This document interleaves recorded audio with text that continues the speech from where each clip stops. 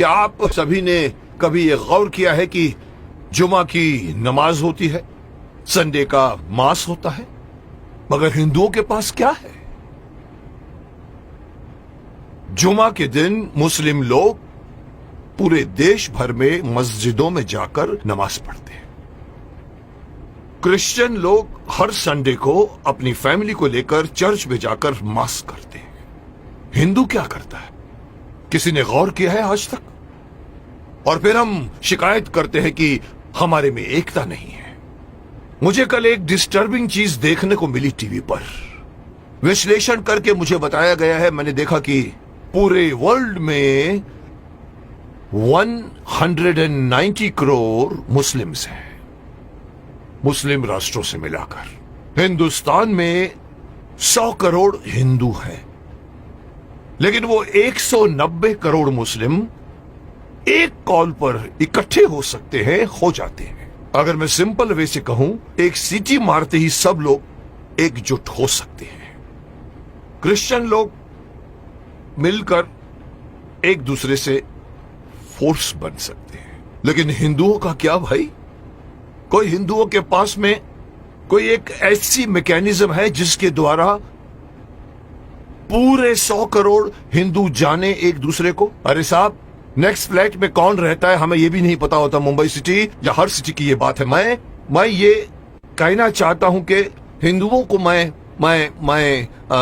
Again मैं वही कहूंगा कि मैं कहना चाहता हूं कि मुझे पता नहीं कि मेरी बात में कितना वजन है, लेकिन मैं पूरे देश के धर्माचार्यों को, मैं देश के पूरे संत समाज के जो बड़े बड़े आसीन पदासीन है, मैं उनको कहना चाहूंगा, आह्वान कीजिए, आप एक दिन मुकर्रर कीजिए, एक दिन फिक्स कीजिए, हफ्ते में एक दिन आप अपना लीजिए। और अगर मुझसे पूछो तो वो मंगलवार आ सकता है, क्योंकि मंगलवार हनुमान का दिन है, हनुमान जी का दिन है। एक दिन मुकर्रर कीजिए, एक दिन फिक्स कीजिए, जिसमें पूरे देश भर के लोग अपने अपने इलाके के मंदिरों में जाकर 1 घंटे के लिए बैठ जाएं। क्या करेंगे आप लोग बैठकर? मुस्लिम लोग नमाज पढ़ते हैं, क्रिश्चियन लोग उनका एक अपना सिस्टम होता है, उनके फादर बोलते हैं। आप लोगों को, हिंदुओं को, कोई सिस्टम बनाने की कोई जरूरत नहीं, कोई आरती नहीं, कोई पूजा नहीं। आप ओमकार नाथ का जाप कीजिए। ओम 1 घंटे तक पूरा, जितने भी लोग, चाहे 50 हो, चाहे 100 हो, चाहे 200 हो, एक साथ मिलकर 1 घंटे तक आप ओंकार नाथ का जाप कीजिए। दूसरा ऑप्शन मैं दे रहा हूं, ओम नमः शिवाय, ओम नमः, इसका पाठ करिए आप 1 घंटे तक, या फिर गायत्री मंत्र का जाप कीजिए।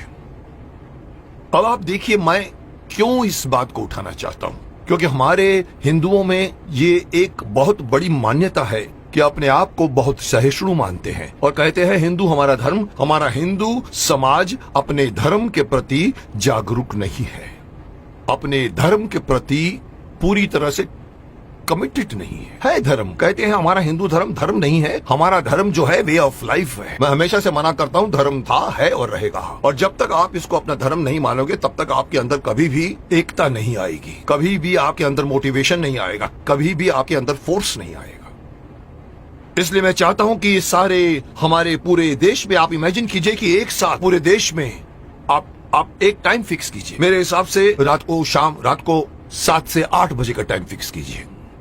सब लोग अपना अपना काम छोड़कर अपने नजदीक के मंदिर में जाएं, 1 घंटा बैठें और 1 घंटा बैठ के अपनी सभा होगी, जिसका नाम मैं सजेस्ट करना चाहता हूं। हो सकता है नाम इसका मंगल धार्मिक सभा हो सकती है, या मंगल धार्मिक मिलन हो सकता है, या मंगल धार्मिक मिलाप हो सकता है। आप लोग वहां जाइए। हर हिंदू, मैं अगेन बात करना चाहूंगा, इसमें बौद्ध भी आ जाते हैं, सिख भी आ जाते हैं, जैन भी आ जाते हैं, उनको भी आना पड़ेगा, उनको भी साथ में आना पड़ेगा, क्योंकि 100 करोड़ में उनकी गिनती होती है। उन सब लोगों को अगर ये आदत पड़ जाए, हर मंगलवार रात को 7 से लेके 8 बजे मुझे अपने परिवार वालों को लेकर, साथ में बच्चों को लेकर जाइए और मंदिर में जाके बैठ जाइए। एक मेडिटेशन की तरह से आप लोग बैठकर वहां पर एक सभा कीजिए। उसका नाम मैं देना चाहता हूं मंगल धार्मिक सभा। या मंगल, मांगलिक, मिलाप या कुछ भी नाम रखा जा सकता है। जैसे मुस्लिम कैसे नमाज कहते हैं, क्रिश्चियन उसे मास कहते हैं, आप उसे मंगल मिलाप कह सकते हैं।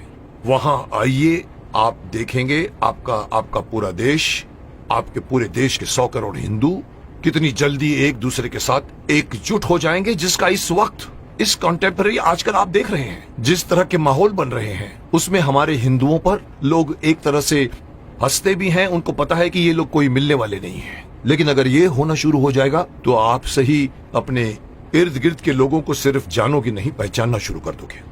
जैसे कि मैंने कहा कि सिटीज में पता भी नहीं होता कि नेक्स्ट फ्लैट में कौन रहता है। इस बहाने आप आइए, बाहर निकल कर आइए, अपनी ड्यूटी मान कर आइए। मैं हर हिंदू को कहना चाहूंगा, और इसके लिए मेरी बात नहीं, मैं बड़े बड़े जो हमारे धार्मिक हमारे जो संत हैं, गुरु हैं, उनको मैं आह्वान करना चाहूंगा कि आइए आगे और अनाउंस कीजिए कि हर मंगलवार को 7 बजे से 8 बजे हर हिंदू को किसी नजदीकी मंदिर में जाकर 1 घंटा बैठकर आपको मेडिटेशन करना पड़ेगा। जो बैठेगा उसको भी फायदा होगा, क्योंकि मेडिटेशन में बहुत ताकत है।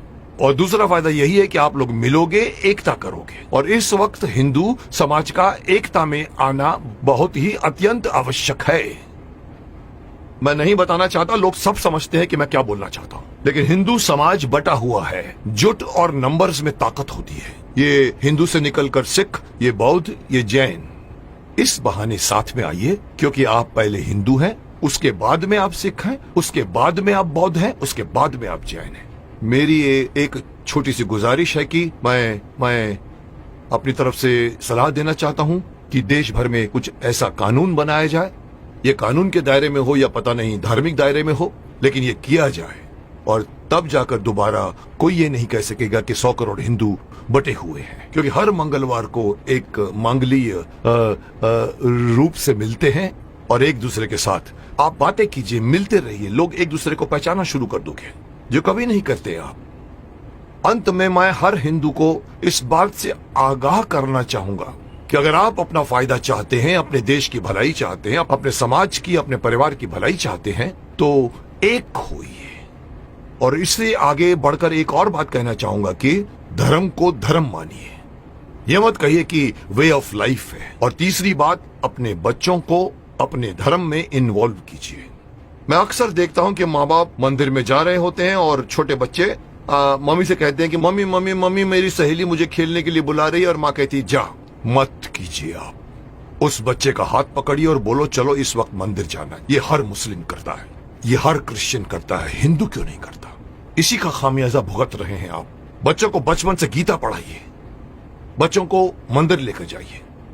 1 घंटा या जब भी आप मंदिर में जाते हैं, विजिट करते हैं, बच्चों को साथ में लेकर जाइए, ताकि धीरे धीरे वो अपने देवी देवताओं को पहचानना शुरू करेंगे और एक हो जाएंगे। अब कोई मुझसे पूछेगा सर आपकी ये बात क्यों माने हम लोग, आप होते कौन हैं हमें ये बात कहने वाले? तो मैं सिर्फ शक्तिमान का एक डायलॉग आपको बताना चाहूंगा, जिसमें पूछा था कि आप कौन हैं, तो वो कहता कि ना तो मैं कोई अवतार हूं, ना ही कोई फरिश्ता, बुराई का दुश्मन हूं, सच से है मेरा रिश्ता। दुश्मन मेरे बुरे लोग नहीं, बुराई है। अगर बात मेरी मानोगे तो इसमें तुम्हारी भलाई है। तो आपकी भलाई के लिए कह रहा हूं, मान जाइए।